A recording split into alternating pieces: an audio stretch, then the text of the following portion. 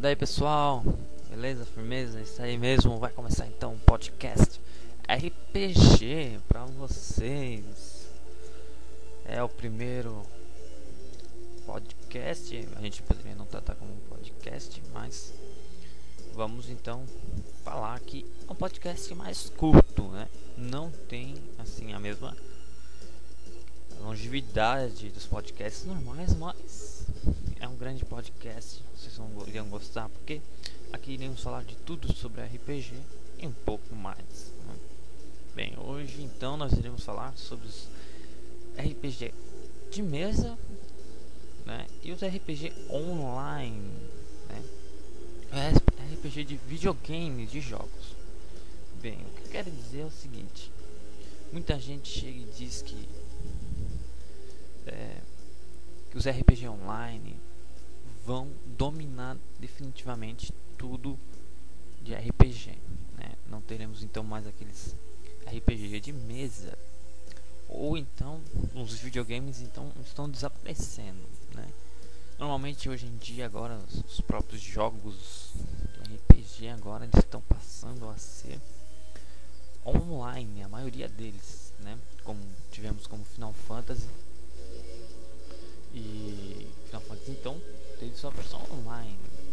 Eu acho assim, cada jogo deveria ser apenas uma linha, né? Não modificá-la, né, de modo que atrapalhasse. Mas tudo bem, cada um faz o que acha melhor, né? Bem, então é o seguinte. E também temos aqueles RPG, né? Via MSN, que bastante gente joga, cria as regras. Eu acho isso muito legal, né? Mas eu acho assim que depende do RPG, né? O RPG Online começou em 1996 com Meridian 59, que foi criado pela 3DO. Isso já faz tempo, né? Faz aí quase 10 anos, faz quase 12 anos de que o primeiro RPG Online veio. Mas como faz tanto tempo, ele não vingou definitivamente, porque estava muito à frente do tempo. Então não tem como a gente simplesmente jogar um jogo que está muito à frente do nosso tempo, na verdade. Então o jogo tinha gráficos daquele tempo horríveis, né, podemos dizer assim, mas as pessoas não simplesmente não curtiam ainda, né? Mas então ela fracassou mesmo porque estava muito à frente do tempo, né? Os gráficos podem até parecer engraçados comparado com os jogos atuais, mas eram bem avançados para a época. O Meridian 59 estava à frente do seu tempo, o mercado ainda não estava pronto para os games online. Esse foi o seu principal problema, né? Então, como podemos dizer, simplesmente muito à frente do tempo, né? E como é que eu posso dizer, os jogos então abafaram, né? Porque nesse tempo também já começava a vir outros jogos melhores. Então os jogos convencionais de RPG então já começava a dominar mais, né? Principalmente de videogame, até mesmo de mesa. Nesse tempo não era muito famoso. O RPG só veio dominar mesmo, que eu acho, na minha opinião, quando veio os online, né? Muita gente nem conhecia, nem sabia dizer o que era a sigla RPG. Então, depois de um tempo, né, o jogo mesmo que estourou mesmo foi Ultima Online.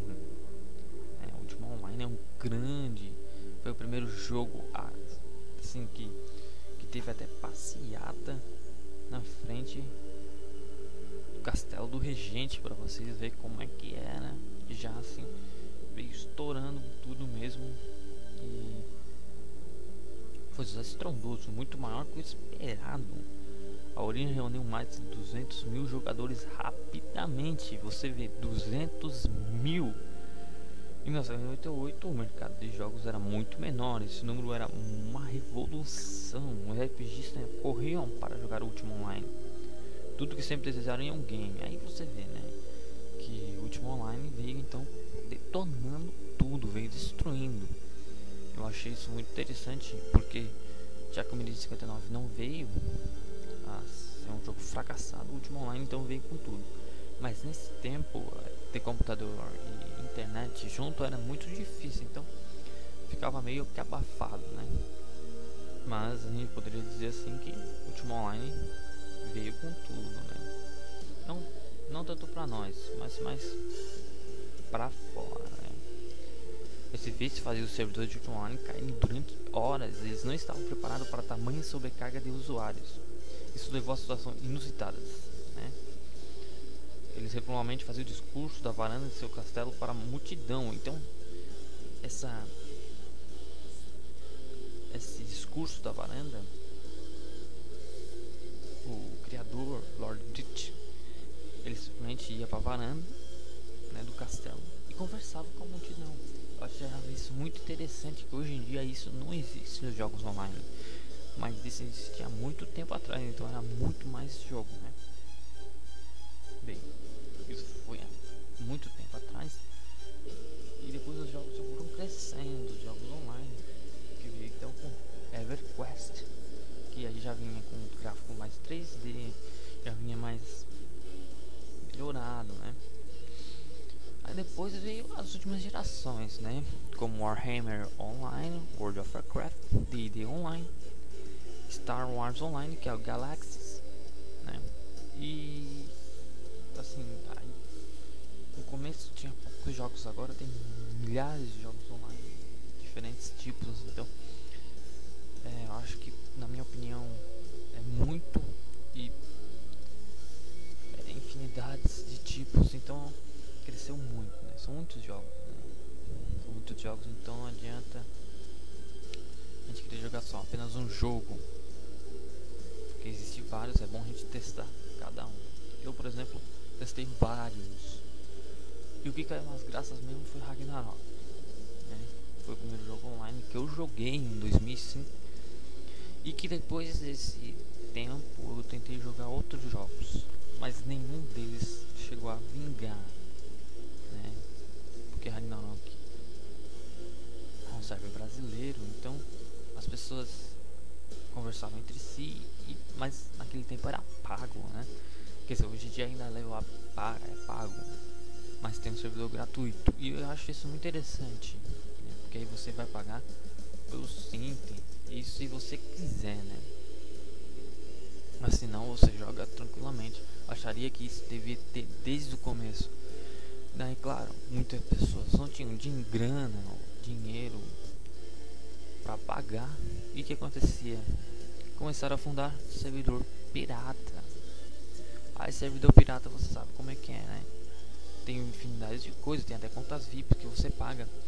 Eu acho que até a própria Level Up enxergou isso, que era bem melhor então fazer um servidor diferente. Claro que se você for falar isso, eles vão falar um pouco diferente, mas eu acho que isso fez eles mudar um pouco de ideia, né? Porque são muitos servidores privados e com diferentes tipos de XP. Então, o que acontece? Acontece que eles modificam mesmo, né? Mas isso acontece com todos os jogos online que são pagos, né? Eles sempre fazem servidor privado para que deixe de jogar melhor. Então é isso.